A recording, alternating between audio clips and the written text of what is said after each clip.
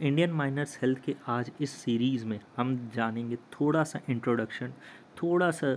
Deep जाने की कोशिश करेंगे कि कैसे इलेक्ट्रिसिटी कहाँ से आती है, क्या ज़रूरत पड़ी है इलेक्ट्रिसिटी की, और कोल और माइनर्स का इसमें अहम भूमिका कैसी होती है, कैसे उनका प्रेजेंस हमारे इलेक्ट्रिसिटी के लिए बहुत ज़्यादा इम्पॉर्टेंट रहता है। आइए चलिए देखते हैं।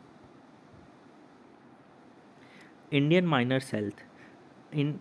today's growing world with new technology and technique, there is most important need is the electricity to make this growing and more lightened with time and new technology as well as the technique। ठीक है। तो पहली चीज़ तो हमारा जो growth हो रहा है, कंट्री का ग्रोथ हो रहा है, वर्ल्ड का ग्रोथ हो रहा है, तो टेक्नोलॉजी और टेक्निक के साथ साथ हमें इलेक्ट्रिसिटी की भी बहुत ज़्यादा इम्पोर्टेंस रहती है, ज़रूरत पड़ती है। और वो इलेक्ट्रिसिटी मैक्सिममली बहुत ज़्यादातर कोल से जनरेट हो के आती है, चाहे वो कहीं भी हो। इंडिया को ले लीजिए, यूएसए ले लीजिए, बहुत सारा मेजर और माइनर कंट्री ऐसी हैं जो आज भी कोल के ऊपर डिपेंडेंट है।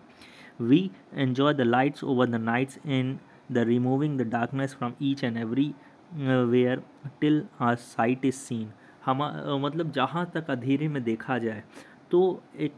अगर ये चांसेस रहते हैं कि कोल की वजह से ही ये पॉसिबल होता है कि इलेक्ट्रिसिटी जनरेट होती, और माइनर्स ही हैं वो जो कोल एक्सट्रैक्ट करते हैं। और जहाँ तक हमारी नज़र जाती है दूर दूर तक, बेस्ट पॉसिबल वे तक, तो एक तरीके से ये इलेक्ट्रिसिटी कोल से ही जनरेट होती, और इलेक्ट्रिसिटी डार्कनेस को, अंधेरे को दूर करती है। One of the most important factor that is always miss out on knowing or unknowing, and that is the mining industry miner help who are never given any type of attention from which they can feel like they are looked after। एक बहुत ज़रूरी चीज़ हम कहीं ना कहीं भूल जाते हैं, या हमें याद नहीं रहता, या तो जानते हुए भी हम अनजाने बन जाते हैं। ये वो लोग हैं जो माइनिंग एक्टिविटी में 24 आवर्स बाई 7 डेज़ कंटिन्यूसली काम करते रहते हैं, चाहे वो डे हो, नाइट हो, बरसात हो, ठंडी हो, मतलब हर वक्त वो माइनर्स जो माइनिंग इंडस्ट्री में काम कर रहे हैं, उन्हीं की वजह से कोल का एक्सट्रैक्शन होता है मेजरली। और कहीं ना कहीं उस एक्सट्रैक्शन के हेल्प से कोल को ट्रांसपोर्ट करते हुए थर्मल पावर प्लांट में ले जाके इलेक्ट्रिसिटी का जनरेशन होता है। Indian miners' health is one of the most important thing to be talked everywhere in anywhere, because if a miners are the unknown people who are not given any recognition, even through that they are very important for the mining industry। Indian miners की बातें हर जगह हर कहीं होनी चाहिए, क्योंकि वही जो है वो लोग हैं जो माइनिंग इंडस्ट्री के बैकबोन हैं, और वही लोग हैं जो कहीं ना कहीं हमारे इलेक्ट्रिसिटी या हमारे घर में जो लाइट आ रही है उसको, उसके आने का एक मेजर सोर्स है, इम्पॉर्टेंट सोर्स है। वो अगर ना हो तो कहीं ना कहीं हमारी इलेक्ट्रिसिटी जो आज हम देख रहे हैं और जो हम महसूस कर रहे हैं, हमें लगता है कि एक पल के लिए भी लाइट या इलेक्ट्रिसिटी कट ना हो, तो कहीं ना कहीं उनका बहुत बड़ा योगदान रहा है, पहले भी, आज भी, और आगे आने वाले समय में भी। While working in an underground coal mines or an open cast mine or any surface that is directly or indirectly connected with the environment of coal mining industry, then any person who is connected will be uh,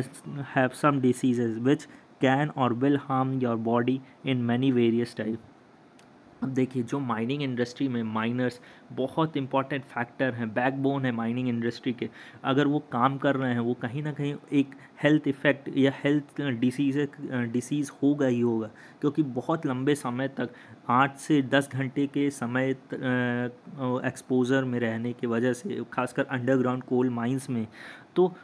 ये होता है कि कहीं ना कहीं उन्हें खांसी आती है, उन्हें तकलीफ़ होती है, उनके हेल्थ में एक मेजर इफ़ेक्ट पड़ता है, जिस वजह से वो कहीं ना कहीं बीमार पड़ने लगते हैं, और बीमारी की वजह से एक स्टेज ऐसा आता है जिससे उनकी डेथ होना संभव होता है। तो उनकी डेथ ना हो ऐसा कुछ करें, और अगर उनकी डेथ हो रही है तो उनको ऐसा एक नॉलेज या उनको चीज़ें बताएं कि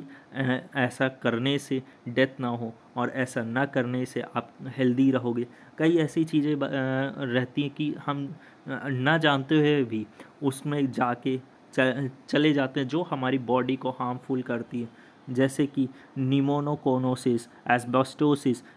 और भी कोल माइनर निमोनोकोसिस, और भी ऐसी कई सारी बीमारियां हैं, डिसीज़ेज़ हैं, जो हम आने वाले वीडियोस में देखेंगे, समझेंगे, परखेंगे और उससे जानने की पूरी तरह से कोशिश करेंगे कि खासकर अंडरग्राउंड कोल माइनर्स में ऐसा क्या होता है, क्यों होता है और किस लिए होता है कि हमारे जो माइनर हैं, रेस्पेक्टिव माइनर हैं, उन्हें तकलीफ़ होती है, खासकर रेस्पिरेटरी सिस्टम में। बहुत सारी चीज़ें जानने की, समझने की कोशिश करेंगे आगे। Thank you.